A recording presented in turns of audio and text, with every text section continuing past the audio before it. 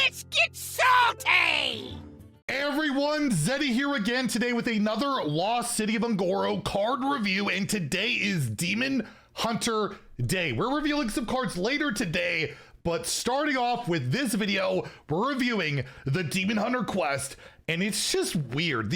I don't know, this whole Demon Hunter package, this expansion is just weird, but it is in line with Demon Hunter. You want to deal damage, but you want to do it in twos. Again, it's a bizarre one. We're going to go through a bunch of these cards and review them. If you want to win these cards, we're giving away 2 regular pre-orders, 2 mega bundles out of my pocket to enter the giveaway. Like and comment in the video, link down description below, the one with that thumbnail over there. Be subscribed to the channel. Every 1,000 subscribers we get until all the cards are revealed, I will add another mega bundle. So hit that sub button, make me go broke. So let's start off with the new Demon Hunter weapon here, the Insect Claw. This is a 3 mana 2/2 weapon, so 2 attack, 2 durability.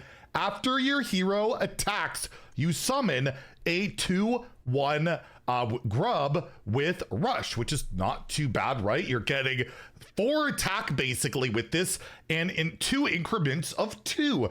I'm just gonna say, pay attention to how often we need to deal 2, because it'll be relevant later. It's weird, it's bizarre, but yeah, it's not a bad weapon. It can push some damage, help you fight for board. If there's nothing on the board, I got 2/1s that can threaten more damage. A pretty solid little weapon. I could see it seeing play. This seems like a great arena card. I don't know about a ladder card, but the increments of 2, again, are gonna be super important. That, yeah, I think this could be a very playable card, right? Good tempo card, board presence, a little bit of reach, and of course you can amplify that damage of your weapon with like your hero power and other weapon buffs if you want, although you might not want to. Again, we'll see later. I'll give it a 3 out of 5 in standard. I could see this seeing play in wild. It's like a 1 because it's way, I can't believe what am I gonna say? Oh yeah, it's way too slow. It's not aggressive enough. And you got like Pirate DH and Quest DH. I just feel like, or the other quest, the quest line one. Yeah, you're probably not playing it in wild. It's probably a 1 there. But yeah, 3-star standard card, probably like a 4-star arena card. Like, it looks pretty darn good. Next, we have the Gorishi Tunneler. I'm sure I'm mispronouncing that as always. A 3 mana 2/4 beast. So again, 2 attack. It has stealth, and after this attacks, you deal 2 damage to the enemy hero. So the minion itself can deal 2. It can attack the hero for 2, which isn't too bad. Not an amazing minion by itself, right? It's only 2 attack, but hard to interact with, and 4 health on like turns 3, or you coin it out on 2. Pretty unlikely to die in most situations, so that can be quite valuable. But in terms of like a tempo battle, even like a face stack, this isn't that efficient, this isn't that great, but our quest really wants cards like this, so it might have a shot. And yes, maybe I should have started with a quest, but you know what? I'm gonna leave you in suspense. Why do the 2s matter? Why? I'm sure you'll figure it out or skip ahead. Regardless, I'll give it a 3 because maybe it comes together. I don't know, most quests eventually see play, and this is just another way to help proc it, as you'll see later. And it also can deal damage and get the stealth and all that. It's just, yeah, not the most efficient card in the world, and definitely falls off tremendously the later into the game you get it. This one really feels like I want to play it on curve. But yeah, 3 in standard, and again, a 1 in wild, because even though it can go face, it's still too slow. Next, we have a 2 mana rare spell, the Infestation. You get 2 1-cost Gorishi Stingers. Each one deals 2 damage and summons a 2/1 grub with Rush. So they're basically like 1-cost spells, which are pretty, good. Can amplify with spell damage. They can go face, they can go wherever, and then you get 2 2/1s, which can also deal damage, and just a really solid card, right? You're getting cheap burn, you're getting minion presence. You do have to invest 2 mana on the spell, to get that, but for 4 mana, we're dealing 4, getting 2 4/1s with Rush, we're getting 4/2 of Rush, and then we're also, again, probably helping our quest out quite a bit, but even then, I think this is like a decent little card. Again, cheap burn almost always finds a way, which is why I probably should have rated that Murloc that gives a rock a bit higher.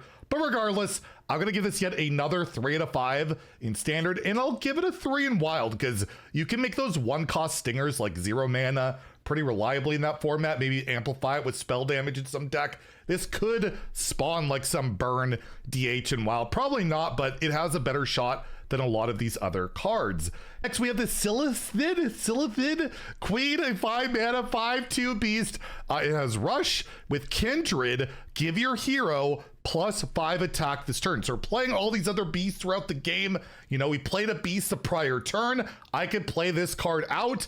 I'm not saying the name again. I don't even try. And yeah, I get to attack for 5 with this, and I give my hero +5 attack. Not bad, but again, you really need the Kindred going on it. You don't really want to spend 5 mana on a 5/2, but if you're playing a ton of those beasts, those cheap minions, yeah, you're probably going to get it out there, but a little anti-synergistic like the weapon that summons a rush beast. Kindred only works if you played a beast the prior turn, so you have to play it from in hand, and that could have some anti-synergy. Overall, probably not going to make the cut in whatever this is, and it doesn't even deal in 2s, which again, we'll see is relevant. Again, it's kind of like the old Soul Fragment card, the Lapidary, that could deal like 5 damage, but in today's game, yeah, I don't think it's happening. It'll get a 2 out of 5 in standard from me, a 1 in wild, but yeah, maybe those beasts are going so darn well that I want to do that. We also have the Gorishi Wasp, so many bugs. Man, we really need some ways to squash some bugs. We'll talk about that maybe later today. It's a 6 mana, 2/8 beast. Whenever this takes damage, you get a 1 cost Gorishi Stinger. You get even more of that spell, that 1 mana spell that could do quite a bit, but it's 6 mana. You got a self damage, which isn't the easiest thing to do. In Demon Hunter, sure, it's got 8 health and maybe your opponent can't kill it and you get some value out of it, but I'm not entirely sold unless there's like ways of proccing this that I'm not thinking of that are somewhat reliable, or ways I can cheat this out that are somewhat reliable. There's not really a ton of that, and you're just getting a 2/8, which is not incredible. Can almost be ignored to an extent, right? But yeah, getting a bunch of those 1 mana spells could absolutely be something, but I feel like you're going to rely on the cheaper spell, not so much the wasps. So I'm going to give it a 2 out of 5 in standard, and you guessed it, a 1 in wild, where it is much too slow. So what is all this dealing 2 damage leading to? By the way, the wasp did have 2 damage, right? What is it all leading to? Let's finally get to that Demon Hunter quest that is just weird. It is Unleash the Colossus. 1 mana, as always. The quest is deal exactly 2 damage to an enemy on your turn. So them trading into it, doing all that stuff with 2 top minions doesn't count. 15 times. You've got to do it a lot of times. 15 is definitely a ton.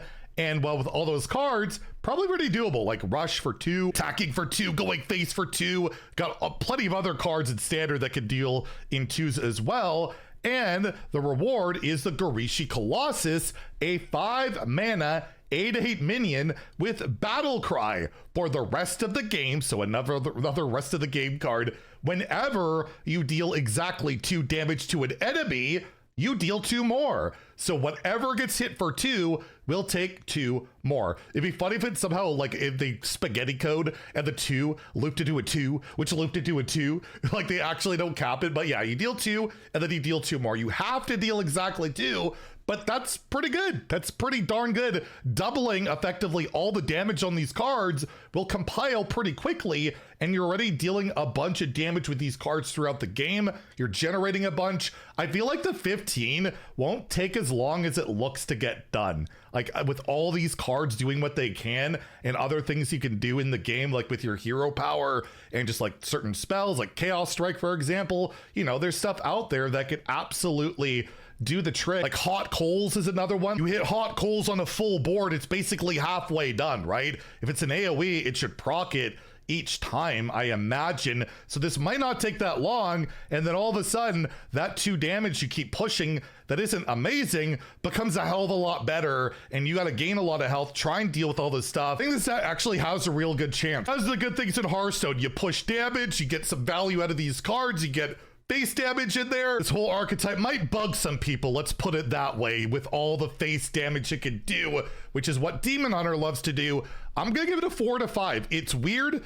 It's really hard to evaluate. It could be complete garbage, but I sense the for the rest of the game bullcrap base damage irking me and being really effective and bugging the living crap out of me. So yeah, I'll give it a 4 out of 5 in standard. In wild, I do think it is too slow, although there's even more ways of dealing like 2 damage and stuff. I'll give it a 2 there. But yeah, look out for this one. It might be weird, but it also might be really damn good. And yeah, the next card reveal is ours, so stay tuned for that. That'll be later today. And if you enjoyed the video, please like and subscribe. Have a great day and stay salty, my friends.